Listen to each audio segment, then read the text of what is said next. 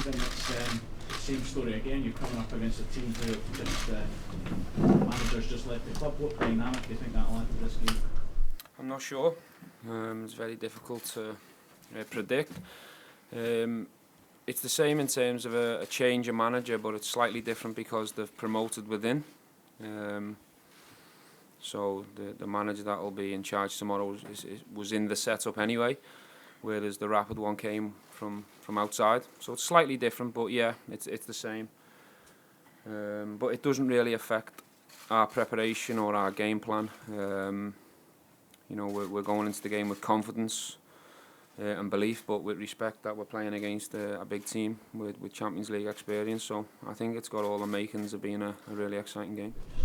Stephen, you alluded to it there about how tough it would be, but given the good start you've made, how do you see this game going? How difficult can you make it for Spartak as well? It's difficult to predict how the game's going to go. I can sit here and tell you how I'd like it to go. And that's for us to, really take the game to the opposition. We need to ignite this crowd again like we did in the previous game. Because we believe that, if we play on the front foot and we're aggressive and the fans come with us, we believe we're a tough team to play against here. If you try and put yourself in the shoes of the opposition manager and your first game away at Ibrox, if we're at it with the crowd behind us, that's a tricky game for your first game. We need to make sure we don't disappoint. After the Rapid Vienna game, some of the Rapid players said that you couldn't match your intensity levels, and on the issue of the crowd, you said we were admitted to be rocked by that on those two fronts. Do you think you could do the same with this Spartak team? We'll try, but I think Spartak come with all due respect, I think they come with more experience than Rapid. I think they play in hostile arenas over in Russia. So we realise we're playing against a big team. They've got individuals within the team who are very capable of hurting us. We know they carry a dead ball specialist as well in the group. So we're well aware of their strengths. The players are aware of their strengths. But there's certainly areas to exploit for us. And I'm really excited and looking forward to watching my team play today. And if we can emulate the Rapid performance and we can emulate the atmosphere from a fan's point of view, I'm really looking forward to seeing the outcome of this game. Stephen, you get rid of your own issues with your away record the weekend there, but I think Spartak also have their own problems away from home in Europe. I think there's 1-1 away from home in the last 7 years. Is that something that gives you encouragement there? I suppose it does. The focus is not too much on Spartak, with all due respect. We know the challenge is going to be tough, but the focus since Hamilton has been very much on us and what we can do to hit the opposition and what we need to do to hit our level that we've done a lot here at home. They're in a false position in the league, so we know normally they'd be fighting at the top, so it does show that they have been inconsistent this season. But at the same time, with the change in the new manager, we're not going to be naive enough to think that there'll be a reaction and a better performance than what they've been shown of late. We have to be ready to match that. If we do, we've got confidence and belief in our own qualities. Can you give us a run through the fitness news? Scott Arfield won't be ready. Game's come too soon for him. Jacko's back available for selection. Borna trained today. We're waiting to see whether he's had any reaction from today's session. So you might see him, but if he doesn't, it's only going to be maybe minor. He could be ready for the weekend, so he's very close, knocking on the door. Besides that, everyone's fit and available, besides Jamie Murphy, so we're in good shape. Kyle's available, yeah. Steve, when it comes to a week like this where we get two massive games, how tough is it to strike the right balance when it comes to squad selection? It's easy. You just pick your best team for Thursday night and then see who comes through and then worry about Sunday. Ryan, how much are you itching to get back? Not only just the European game, you know, in the big game. That's lying ahead on Sunday. Yeah, definitely. I think any time you pick up an injury or a knock, it's frustrating, but it's about recovery and getting yourself right, getting yourself fit. And at this club, there's always big games coming thick and fast. And as you see this week, I'm delighted to be back in the squad and looking forward to the big week ahead. Ryan, you missed out on the Rapid Vienna tie. Does that, give you that itch to really want to be involved when you watch a game with that sort of atmosphere from the stands? Yeah, of course. I think you've seen from the way the team played, right from the kick-off, was the way we set up to go out and attack and really take the game to Rapid, and the fans really bought into it, the way we played, and the boys done excellent. So I think it's more just a similar performance, and I'm sure if we put in that commitment and show that desire, the fans will come with us, and we look forward to trying to get a positive result. Ryan, when you decided to join Rangers, how big a factor was the force for getting to play at this level of European football?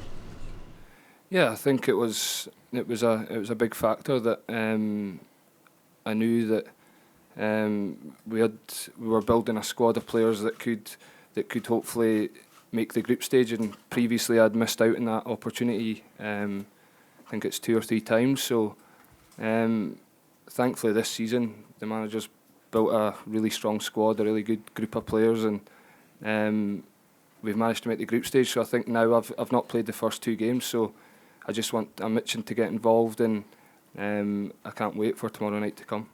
Spartak hasn't played really often with the same starting 11. How difficult do you think it is for you when you analysing the game beforehand, and who do you think is going to be the most dangerous player in the Spartak tomorrow? It's very difficult to analyse pick the Spartak 11 and get it right, because as you say, they've swapped and changed quite a lot, but they do have a core of players that they use more often than not. But my focus is more on my team and what we can bring to the game. We know that obviously with Fernando, anything within 35-40 yards free kick wise, he's a major threat. Di Luis up front is more than capable of getting goals. He's always in the right position to feed off service. Obviously Adriano not being available is a bonus for us, because he's a very good player as well. So we know they've got individual players that can then hurt us if we don't defend well. And on the day they can be a good team. We just hope that with the change and the inconsistency, we hope that's still going to be the case tomorrow. Stephen, around a month ago, there was a huge scandal with Spartak player, captain Glushakov, and that he liked one of the publications, photos that were criticizing the general manager in Instagram. How would you, and he was obviously sent to the youngster team and penalized for this. How would you behave in such situation if a player puts a like and on the post that's criticizing you, and then says that it happened by accident?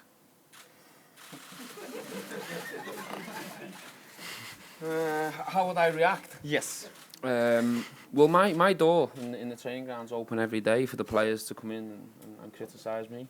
So as long as the criticism's constructive, I don't mind. But I don't think it's a wise move to go on social media and criticise your boss, whether that's in football or any other job out there on the planet. I think you need to show your boss respect, and normally you'll probably get more of a positive feedback from your boss if you're more positive than negative on social media, I should imagine. Okay. Stephen, can you give us an update on Graham Dorran's injury, please? Still waiting for one. He's been to see a surgeon in the last couple of days, so we're analysing what's come back, and then Graham and the medical department will make a decision on the next move. So that's one that's getting spoken about, now. Another question I was going to ask you, Greg Docherty's got high praise again for another performance down south. How impressed have you been since he made that move? And if you so wish, is there a scope to bring him back in January or for the full season? We haven't had the conversation in terms of our loan players, but that will be happening in the coming weeks in terms of getting reports together on how they've done. We're aware that Greg's shining where he is. We sent someone, Andy Skolden went to watch him yesterday. We're also in the process of having a loan manager within the setup as well, who basically follows our loan players all the time and is in touch with them on a daily basis. So we know what they're eating, we know when they're sleeping, we know what they're doing on and off the field, and we make sure that we collaborate every single match report on our loan players, because they're ours and they belong to us.